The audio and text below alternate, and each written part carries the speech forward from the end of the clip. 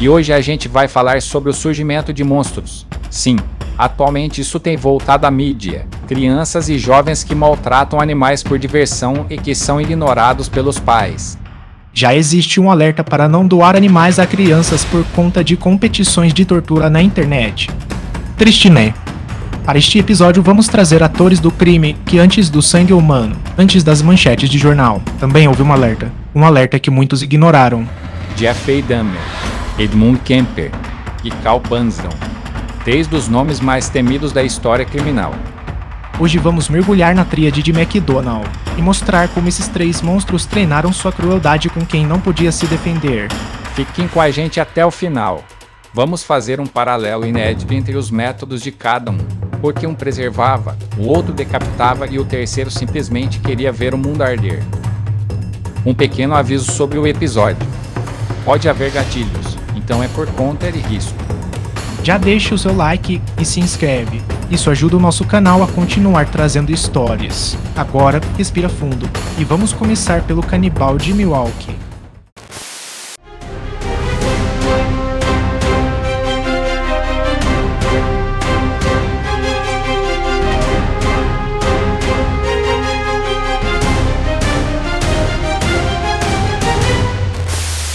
Jeffrey Dahmer, a obsessão. Jeffrey Dahmer não começou como assassino. Ele começou como um garoto curioso. Mas não era curiosidade inocente. Era uma fascinação sombria pela anatomia, pelo que havia dentro dos corpos. Enquanto outras crianças brincavam nas ruas de Ohio, Dahmer vagava pelas estradas em busca de carcaças, animais atropelados, restos espalhados pelo asfalto. Para ele, aquilo não era lixo, era material de estudo. E aqui está o detalhe. Ele não sentia repulsa. Ele sentia fascínio. O pai, achando que incentivava um interesse científico, ensinou o garoto a usar produtos químicos para limpar ossos e preservá-los. Sem perceber, estava alimentando uma obsessão. Dahmer começou a montar uma coleção: ossos, crânios, pedaços de animais. Mas essa curiosidade logo se transformou em crueldade. Há relatos de vizinhos que encontraram cabeças de cães e gatos empaladas em estacas no quintal da família. Uma cena que já revelava o monstro em formação. Sabe qual é o paralelo aqui? Dahmer não queria apenas matar. Ele queria preservar. Ele queria manter a estrutura física intacta, como se pudesse congelar o tempo. Os animais eram o laboratório para sua futura obsessão com seres humanos. E foi exatamente isso que ele repetiu com suas vítimas em Milwaukee. O desmembramento, a preservação de ossos e crânios, tudo já havia sido ensaiado anos antes com animais silvestres. O apartamento dele virou uma extensão daquele quintal macabro da infância. Em 1978, Dahmer foi flagrado tentando enterrar restos humanos. Mas a investigação mostrou que sua prática de manipular cadáveres vinha desde os 14 anos. Ele começou com animais de estimação, evoluiu para corpos humanos. A linha de progressão estava clara, mas ninguém a enxergou. A família tentou intervir. O pai acreditava que o interesse por ossos era apenas uma curiosidade científica. Mas o próprio Jeffrey admitiu: o fascínio por cadáveres era incontrolável. Os animais eram apenas um ensaio mórbido para o que viria depois. E aqui está o ponto mais assustador. Ninguém percebeu que o menino que brincava com ossos estava treinando para algo muito pior. A chamada tríade do mal é baseada em crueldade com animais, fascínio por fogo e enurese noturna. Era silenciosa, invisível aos olhos da sociedade. Dahmer já carregava o prenúncio do horror. Edmund Kemper, o carrasco psicológico. Agora, vamos falar do assassino das universitárias. Ed Kemper era uma figura que impunha um medo físico imediato. Um gigante de 2 metros e 6 centímetros de altura e quase 140 quilos. Mas o verdadeiro horror dele começou pequeno. Começou dentro de casa, com os gatos da família.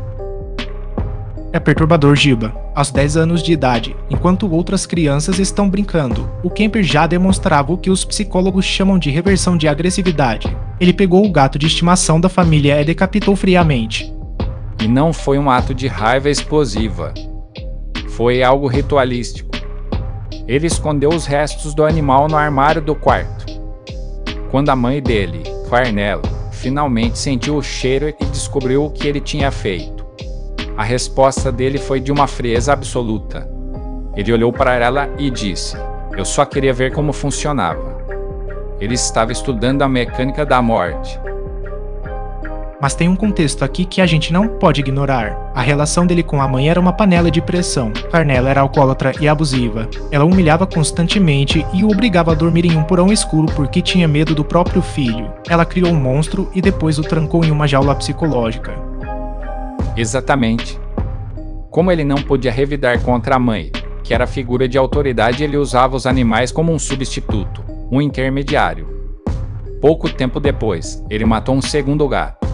Mas dessa vez, ele primeiro o enterrou vivo, depois o desenterrou para então decapitá-lo. Ele estava testando o limite do sofrimento e o seu próprio poder de ressuscitar ou destruir aquela vida. Isso mostra o nível da mente dele. Kemper tinha um QI de 145. Ele era considerado um gênio. Ele usava essa inteligência superior para racionalizar a própria maldade. Cada gato abatido era um ensaio geral para o que ele faria com as jovens estudantes anos depois. E o paralelo final é o que dá nó no estômago. O método do Kemper com as universitárias era o domínio total. Ele as matava e as decapitava exatamente como fazia no quintal de casa. Ele queria silenciar as vítimas, tirar a identidade delas. E o grande finale dessa peça macabra foi o assassinato da própria mãe em 73. Depois de matá-la, ele a decapitou e usou a cabeça dela como um alvo para dardos antes de jogar as cordas vocais no lixo. Ele disse que aquilo era para ela finalmente parar de gritar com ele. O círculo de violência que começou com um gato aos 10 anos, terminou com a cabeça da própria mãe em cima de uma mesa. No caso de Kemper, decapitar animais não era apenas um sintoma. Era o treinamento tático para o massacre que viria a seguir. Ele refinou o horror até que estivesse pronto para o alvo que ele realmente odiava. Carl Panzão, o aniquilador. Respirem fundo, porque Siddamer era o cientista e Kemper o carrasco. Carl Panzão foi a fúria em estado bruto. Não estamos falando apenas de um criminoso, mas de um homem que transformou o ódio em estilo de vida. Exatamente. Panzão não buscava prazer, nem curiosidade mórbida. Ele simplesmente odiava tudo o que respirava.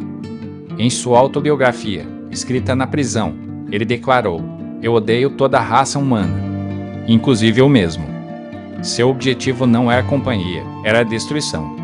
Seu ódio nasceu nos reformatórios, onde foi espancado e abusado. A dor que sofreu virou combustível para sua vingança. Animais foram os primeiros alvos: cavalos, gado, qualquer ser vivo que representasse o mundo que o esmagou. Para ele, a crueldade era justiça.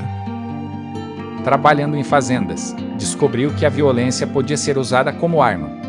Espancava cavalos até a morte, mutilava gado, não por curiosidade, mas para ferir seus donos. Cada animal machucado ou eliminado era um recado: vocês vão sentir o mesmo ódio que eu carrego. Era sabotagem emocional e financeira. Mas sua fúria não ficou restrita ao campo. Na África, há relatos de que ele matou guias locais e lançou seus corpos em rios infestados de crocodilos. Assistiu à cena com indiferença, como se fosse apenas mais um espetáculo da natureza que ele tanto desejava. Então, para Panzão, não havia diferença entre um cavalo e um homem. Ambos eram apenas carne a ser esmagada. Ele confessou mais de 20 assassinatos e milhares de abusos. Incendiava prédios, roubava, matava, tudo sem remorso. Os animais foram apenas um ensaio para o caos que espalharia entre pessoas. Até no momento da execução, sua fúria não se apagou. Quando lhe perguntaram as últimas palavras, ele gritou: "Se apresse, seu bastardo. Eu poderia matar 10 homens enquanto você está aí perdendo tempo." Nem diante da morte ele abandonou o ódio. Panzão morreu odiando. E tudo começou na infância, quando descobriu que destruir a vida, fosse animal ou humana, era a única forma de se sentir poderoso. Ele não queria controlar, não queria possuir. Queria apagar o mundo todo. Um verdadeiro aniquilador niilista. Análise comparativa e métodos. Então, vamos fazer esse paralelo final. A gente viu 3 histórias pesadas, mas agora é hora de entender o porquê. Temos 3 métodos completamente diferentes de lidar com o mal através dos animais. Exato. Dahmer era o preservador. Para ele, o animal não era um alvo de ódio, mas um objeto de estudo para aliviar uma solidão patológica. Ele queria que o corpo ficasse com ele para sempre, transformando a decomposição em algo estático, como um troféu de ossos. Percebem como isso se traduziu nos humanos. Ele não queria apenas matar suas vítimas. Ele queria guardá-las em potes, em altares, para que nunca o abandonassem. Já o Kemper ele era o executor tático. Para ele, o animal era um teste de poder e um substituto para a figura da mãe. A decapitação dos gatos era simbólica. Era tirar a voz, tirar a vida e, principalmente, ter o controle absoluto que ele não tinha na vida real. Ele treinou a mecânica da morte nos bichos para que, quando chegasse nas universitárias, ele fosse um profissional do horror. E o Panzão? Ele foge de qualquer lógica de estudo ou ritual. Ele era o destruidor. O animal era apenas mais um alvo em uma guerra que ele declarou contra toda a existência. Se ele matava um cavalo de carga, era para ferir o dono. Se ele jogava humanos para crocodilos, era porque, na cabeça dele, não havia diferença entre as espécies, tudo era apenas carne para ser aniquilada. É aqui que entra a famosa tríade de McDonald: crueldade animal, piromania e enurese noturna, o famoso Shinakama. Os especialistas dizem que esses sinais são como fumaça antes do incêndio. No caso desses 3, a fumaça foi ignorada por anos. A crueldade com animais nunca é só uma fase ou coisa de criança. É o laboratório da psicopatia. É onde a empatia morre para dar lugar ao método. Dahmer refinou a preservação. Kemper refinou o domínio. Panzão refinou o ódio. E o mais assustador é que esse laboratório ainda está aberto em muitos quintais por aí. O paralelo entre o que eles fizeram com cães, gatos ou esquilos e o que fizeram com pessoas é quase idêntico. O roteiro de sangue foi escrito muito antes do primeiro crime humano. É pesado, mas entender esses sinais pode salvar vidas. Saber que esses indícios podem ser importantes. Maus tratos a animais não podem ser ignorados. Ainda é um dos maiores indicadores da criminologia. E agora a gente quer saber de vocês. Vocês conheciam essa fase animal desses assassinos? Qual deles vocês acham que foi o mais perturbador? No próximo episódio vamos falar sobre mentes misóginas. Se você tem alguma sugestão, deixa aí o seu comentário. Quem chegou até aqui deixa aquele like, se inscreve no canal Suspense à Tona e ativa o sininho. Compartilha com aquele amigo que ama casos reais. Também pode nos ouvir lá no Spotify. Valeu, até a semana que vem.